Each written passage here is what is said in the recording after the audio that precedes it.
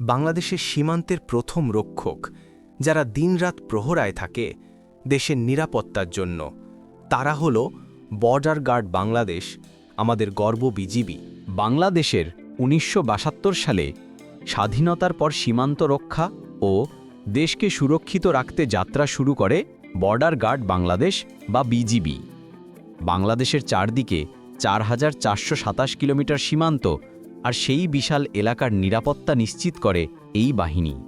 BGB শুধু সীমান্ত পাহারা দেয় না, তারা আরও অনেক গুরুত্বপূর্ণ কাজ করে। সীমান্তে চোরাচালান প্রতিরোধ, অস্ত্র ও মাদক ধরা, মানব পাচার প্রতিরোধ, সীমান্ত হত্যাকাণ্ড রোধে কাজ, দেশের অভ্যন্তরীণ শান্তি শৃঙ্খলায় সহায়তা, জরুরি দুর্যোগে উদ্ধার কাজ।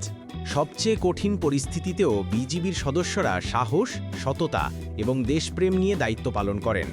সীমান্তের পাহাড়ি এলাকা বা দুর্গম নো ম্যানস ল্যান্ড, বৃষ্টি, ঝড়, রোদ কোনো কিছুই থামাতে পারে না তাদের টহল অভিযান। রাত ২টায় হোক বা সকাল ৬টায়, দেশের নিরাপত্তার প্রশ্নে বিজিবি কখনোই পিছু হটে না। আজকের বিজিবি আর পুরনো দিনের বাহিনী নয়, বর্তমানে তারা ব্যবহার করছে আধুনিক অস্ত্র, নজরদারি camera, drone, smart border system সহ একাধিক প্রযুক্তি।